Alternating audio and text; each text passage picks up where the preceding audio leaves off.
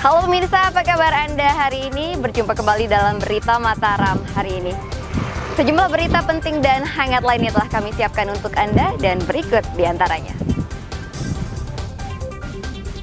Ratusan warga di Lombok Tengah mengantre penyaluran bantuan beras non-tunai. Karena alasan keamanan, polisi di Mataram menggelar rekonstruksi kasus pembunuhan di halaman Mapolres. Rayakan Waisak, ratusan umat Buddha di Kota Mataram menggelar ibadah di vihara. Bersama saya Rahayu Japar, inilah Berita Mataram selengkapnya.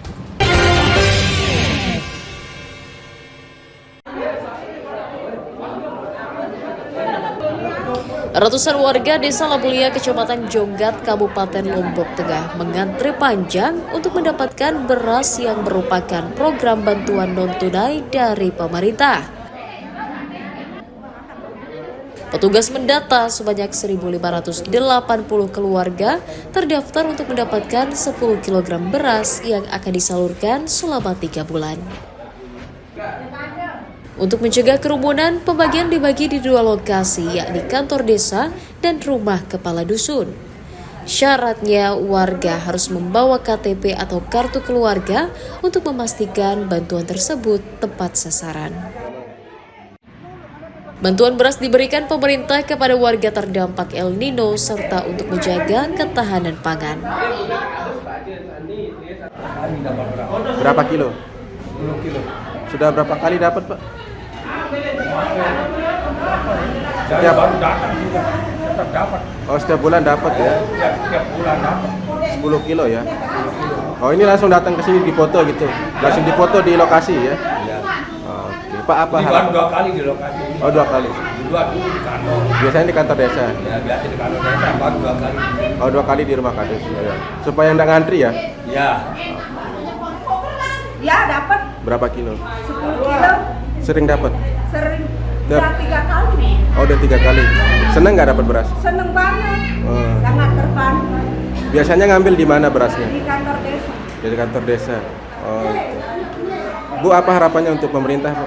Ya lebih ditingkatkan lagi supaya kita dapat. Warga berharap penyaluran bantuan beras terus berlanjut untuk mengurangi beban ekonomi mereka yang terdampak mahalnya harga bahan pokok. Lukmanul Hakim melaporkan dari Kabupaten Lombok Tengah.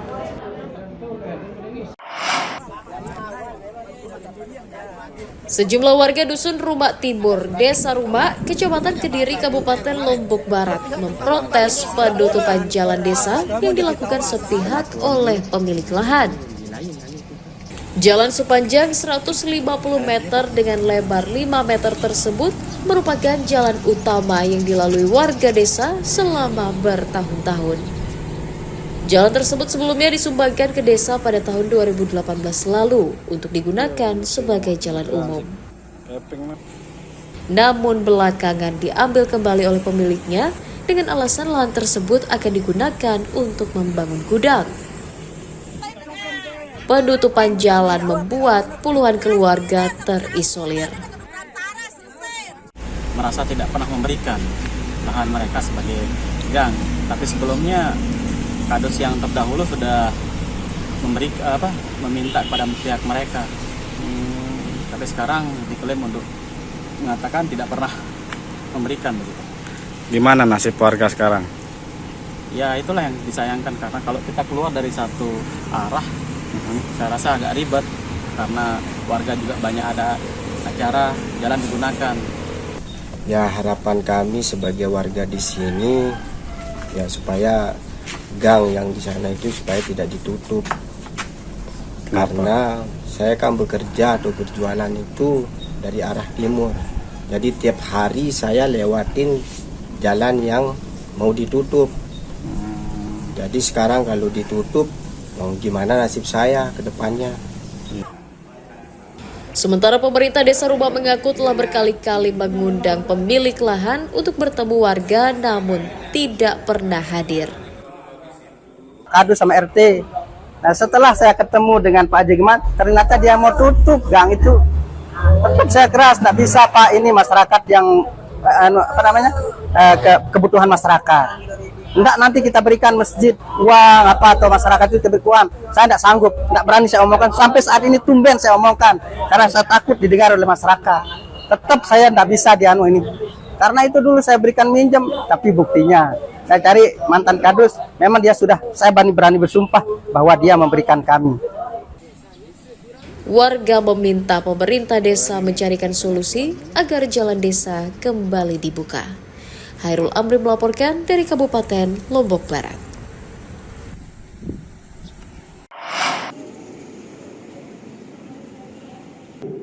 Ratusan umat Buddha di Kota Mataram menggelar ibadah persembahan puja memperingati Hari Trisuci Waisak yang dirayakan di sejumlah vihara Kamis pagi. Di Vihara Avalokitesvara Ampenan, warga berkumpul menggelar ibadah untuk mendoakan diri, keluarga dan umat manusia agar senantiasa berada dalam kebajikan dan keharmonisan. Tema Waisak kali ini keharmonisan sebagai pedoman hidup berdampingan antar agama dalam bingkai kebangsaan.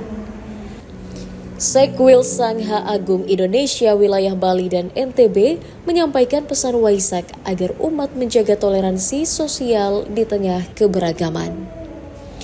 Umat Buddha juga didorong menjadi inisiator dalam menciptakan keharmonisan di kehidupan masyarakat.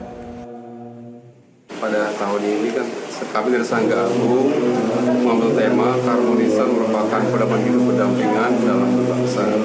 Jadi dari tema ini diharapkan kita umat Buddha sebagai inisiator dalam menciptakan keharmonisan di tengah kondisi yang terjadi di zaman sekarang kan di mana-mana terjadi banyak konflik.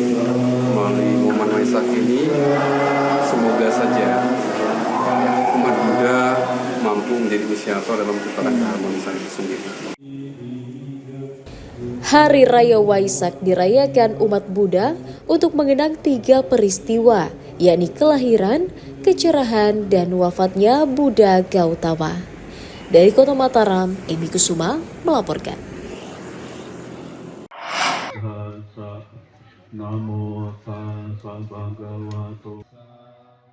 Ratusan umat Buddha di Kabupaten Lombok Utara menggelar tradisi Tirta Parita atau pengambilan air suci di mata air Pawang Buani pada Rabu pagi. Prosesi dilakukan dengan membawa air dalam sarana puja dengan diiringi gamelan dan pembacaan puja bakti atau syair Dhammapada. Air suci tersebut kemudian dibagikan ke masing-masing vihara yang nantinya digunakan dalam acara pemberkahan kepada umat yang datang beribadah. Umat Buddha merayakan Hari Raya Waisak dengan menggelar persembahyangan di vihara sebagai bentuk syukur dan berdoa untuk keharmonisan dan perdamaian seluruh bangsa. Mari bersama-sama bersukacita kita mengambil Trisuci Waisak ini dengan perasaan bahagia, dengan tetap menjaga kondusif di lingkungan wihara masing-masing. Dengan demikian sehingga kita dapat menjalankan perayaan Trisuci Waisak tahun ini dengan baik dan lancar. Mengingat Trisuci Waisak, ya, kelahiran Pangeran Siddhartha, kemudian pertama menjadi mencapai dari Buddha, kemudian wafatnya Sang Buddha atau kemangkatan beliau, ini kan suci. Nah, justru hubungan dengan itu maka air suci ini diharapkan mensucikan para warga umat Buddha pengikut Buddha sendiri bisa meneruskan ajarannya air suci dengan mencakrakan diri dengan salah satu simbolnya adalah air suci ini. Pengambilan air suci dari sumber mata air menjadi simbol penyucian umat menyambut proses kelahiran, pencerahan, hingga kematian Sang Buddha dalam menjalankan dharmanya. Dari Kabupaten Lombok Utara, Emi Kusuma melaporkan.